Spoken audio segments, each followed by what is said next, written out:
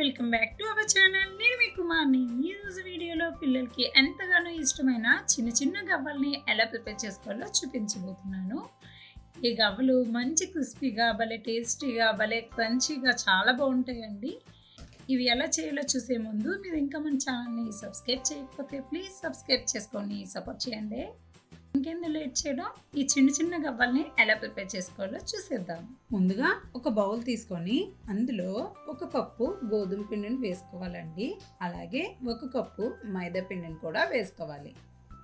అలాగే half cup వరకు గోధుమ నూకని వేసుకోవాలండి. అదేనండి సూజీ అంటారు కదా, బొంబాయి రవ్వని హాఫ్ కప్పు వరకు వేసుకోవాలి. అలాగే రుచికి సరిపడినంత ఉప్పు, రుచికి సరిపడినంత కారాన్ని, ఒక 1 స్పూన్ వరకు వాము, 1 స్పూను జీలకర్ర, పసుపు చిటికెడు, కరివేపాకు చిన్న చిన్న ముక్కల్లా కట్ చేసుకొని కొద్దిగా వేసుకోవాలండి. అలాగే పావు కప్పు వరకు కాచి మరగబెట్టుకున్న సన్ఫ్లవర్ ఆయిల్ని కూడా వేసుకోవాలి. ఒక 4 స్పూన్లు సన్ఫ్లవర్ అయితే సరిపోద్దండి. నేనైతే పావు కప్పు వరకు సన్ఫ్లవర్ ఆయిల్ని మరగబెట్టుకున్న నూనె వేసుకుంటున్నాను. వీటన్నిటినీ కూడా బాగా కలుపుకోవాలి. కలుపుకోవాలండి. ఇలా చేత్తో అన్నట్లయితే ఒక ఉండలా రావాలండి. ఇలాగా అయ్యే వరకు కూడా బాగా కలిసే వరకు కూడా బాగా కలుపుకోవాలి. ఇందులో కొద్ది వాటర్ వేసుకొని చపాతీ ముద్దలాగా కలుపుకోవాలి. ఎంత బాగా కలుపుకుంటే ఈ గవ్వలు అనేది అంత టేస్టీగా ఉంటాయండి. బాగా కలుపుకోవాలి. చూడండి, ఇది ఒక 5 మినిట్స్ పాటు అలాగా బాగా కలుపుతూ ఉండాలి. ఈ ముద్దని బాగా చేసుకోవాలి. ఎంత బాగా చేసినట్లయితే గవ్వలు అనేది అంత టేస్టీగా ఉంటాయి, అంత క్రంచీగా వస్తాయండి. చూడండి, ఇలాగా చపాతీ ముద్దలా చేసుకున్నాం కదా, దీని మీద ఒక మూత కానీ లేదంటే ఒక కవర్ని కానీ ఇలా క్లోజ్ చేసుకోవాలండి. ఒక 10 మినిట్స్ పాటు పక్కన పెట్టేసుకోవాలి.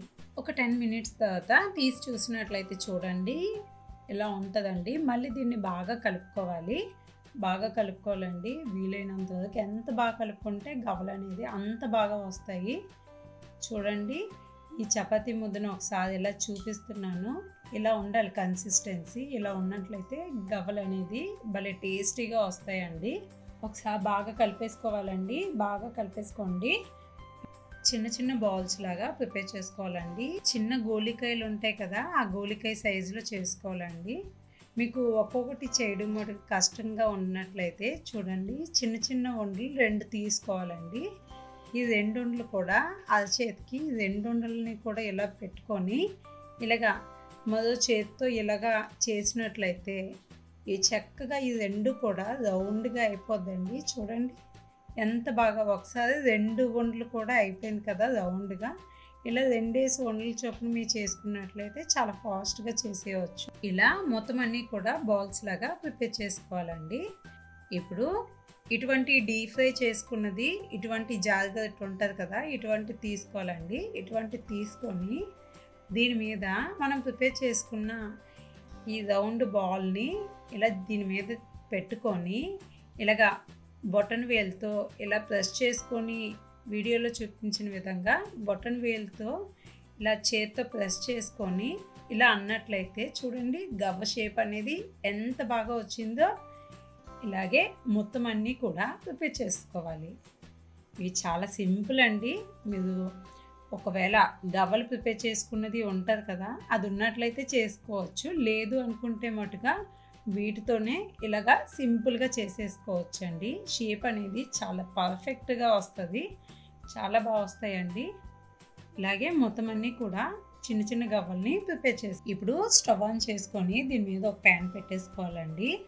ఇందులో డీప్ ఫ్రైకి సరిపడినంత ఆయిల్ని వేసుకోవాలి. ఈ ఆయిల్ అనేది బాగా పొంగు వచ్చే వరకు మరగకూడదండి. అలా మరిగినట్లయితే ఒక గవ్వలు అయితే కలర్ వచ్చేస్తుంది కానీ లోపలైతే ఉడకదు. కాబట్టి మరీ పొంగు వచ్చే వరకు మరగనించకుండా నార్మల్గా ఉంటే సరిపోతుందండి ఆయిల్. చూడండి, ఆయిల్ హీట్ అయిపోయింది కదా. ఇప్పుడు ఇందులో మనం ప్రిపేర్ చేసుకున్న గవ్వల్ని కొద్ది వేసుకొని ఫ్రై చేసుకోవాలి. స్టవ్ అనేది మీడియం ఫ్లేమ్లోనే పెట్టుకుంటూ ఫ్రై చేసుకోవాలండి. ఇవి చూడండి చక్కగా ఫ్రై చేసుకోవాలి. ఇవి మంచి గోల్డెన్ బ్రౌన్ కలర్లో వచ్చే వరకు కూడా ఫ్రై చేసుకోవాలి. చూడండి చెక్క వేగిపోయి కదా, వీటిని ఒక టిష్యూ ఉన్న బౌల్లోకి తీసుకోవాలి. అలాగే మిగిలిన గవ్వల్ని కూడా ఇలాగా ఆయిల్లో ఫ్రై చేసుకోవాలండి.